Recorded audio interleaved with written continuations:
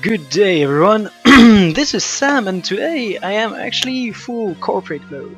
The idea behind that is that I just came home from work, I needed to shoot a trading post video and I was like, why not take both and make it one? So basically today I'm gonna be making an episode of how to be a Cheapass, and it's gonna be all about making that ascended condition gear. Because a lot of people have been complaining about Viper's gear. Viper's gear is a pain to make, Viper's gear has a lot of steps, Viper's gear takes a lot of effort, Viper's gear is overall just too much of an effort to justify what you're doing with it. And today I'm gonna be showing you guys how to get the easiest Vipers of your life. As you can see, I am sporting full Viper armor, my Viper weapons, and I have sinister trinkets. This is possibly closest towards the best ranger, even though I could probably fine tune a little bit. But first things first, we should be looking into how you're supposed to make Vipers according to the game. In order to make Ascended Viper, you're supposed to actually make these dual Damas patches. They are different from the regular Damas patches in that they require you to have Fulgurite. Fulgurite is something that only uses a countdown mat, however, it can be a pain in the ass to gather them, especially for the fact that you need 450 of these Fulgurites just to make the insignias. Now that's a lot of effort, and we could totally make do without this, right? So today I'm gonna actually tell you what's the cheapest way to get to that condition armor set that you've dreamt of every night. The idea behind that is very simple. We're gonna kick it off by going for a little bit into the Silver Wastes and looking at the easy shit from there. So I'm just gonna waypoint calmly to there and show you guys what it's all about. Loading times, there we go. And we're actually just gonna take a walk calmly but surely and fasteroni to the NPC that we can see behind the Whispers agent. Well, actually we can't see it because it hasn't loaded the textures, but this guy sells you the Verata Sinister inscription and insignia. Now all you need is 1.2k of these beautiful thingies, and that's quite easy to get. You just need to play in Silver Wastes for about a day, get 2000, grab these two and their exotic counterparts. And once you have these, it's actually very simple. You can go back to your favorite crafting station, mine being Leather Worker, but you can totally do it on Tailor and all that. Then you make, well, actually, I loaded too fast, and actually you're gonna be making the amazing Verata inscription and insignia. These require charge ambrite, and charge ambrite is something that's relatively cheap, especially considering for the fact that it's a tier 6 that uses charge quartz crystal. Charge quartz crystal are easy to come by during festivals because they drop from the festival containers, and you can also make them by yourself if you go gather the daily quartz in Dry Top and your home instance if you bought the item. And then you can just go to whatever skill point, well now it's called hero point, that you want to, and interact with a place of power. You can also have a place of power in your home instance, but you don't need to. And then you're gonna make the Verata stuffs. The Verata is actually pretty simple. You just go for the insignia, and as you can see, you need the exotic one. The exotic one uses only one sheet of charge ambrite.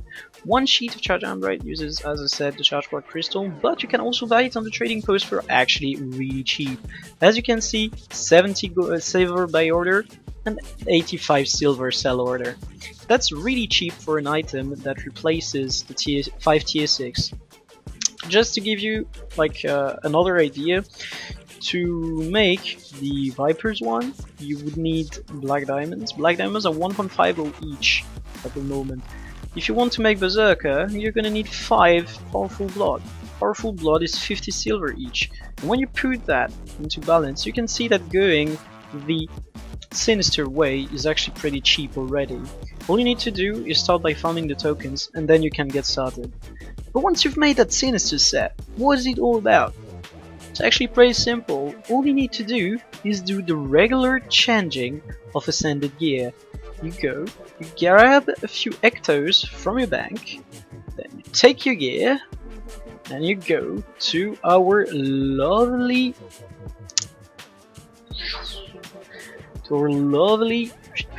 Miyani, and you buy this from her, the Anthology of Heroes. By using the Anthology of Heroes, 5 ectos, the piece of ascended sinister gear that you just made, and a Viper's exotic insignia that you can get the recipe for just by doing 2 runs of Auric Basin, you will be able to get your Viper's piece. This is very simple, doesn't require you to grind the new maps to no end. It's actually going to be way cheaper for you to go for the sinister insignias and inscription than going for their regular counter guides. You should also look at the recipes when factoring the cost into account, because you will see by typing, let's say, Yasith on the trading post, that all the recipes are actually very expensive. As you can see, you can easily go up a few gold for each recipe. If you add it up, that means you're going to be spending about 20 gold just to get the recipes for your ascended gear. That's kind of sad. Whether you, well, and on the other side, you only spend a few silver to get the Verata ones, because as you can see, if you open the trading post, Verata versus Yathis is totally worth it. The Verata recipes are all under a gold. That's also some gold saving right there. And I think that pretty much covers everything I wanted to say now. So once again, I'm gonna be wishing you guys a wonderful week, and stay tuned for next week's episode of Channeling Your Inner Cheapass. Once again, if you want to support me, you're welcome to come on my stream every Sunday at twitch.tv/sam_geste. If you're watching my YouTube, you should pretty much know what my Twitch is at the moment. And y'all welcome to come by, have fun, participate in the giveaways, look at me wasting my money and stuff. So yeah, see you then.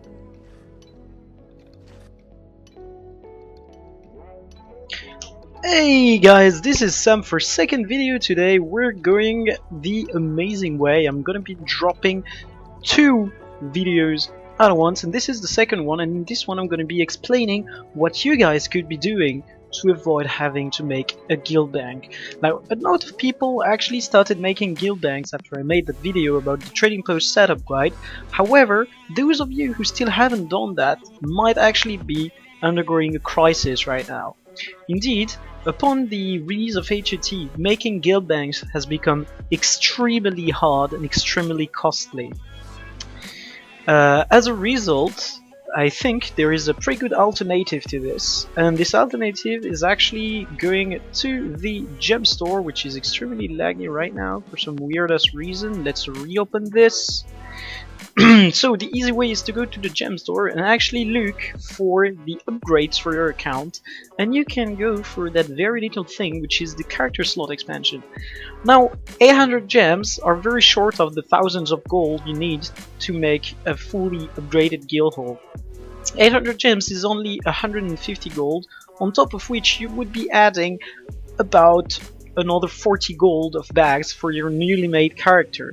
So you could make a new character, level 2 one, you could be giving it like 420 slots back. He would have 100 slots, and that's only for 200 gold. And you can repeat that as much as you want. You can have it all over your account. There is no limit to it but the 64 character limit on your account. That's the way you could be going about this. It's actually very simple. It's a decent way to save some money. Now you can be like that too. You can do it and become the Cheapass.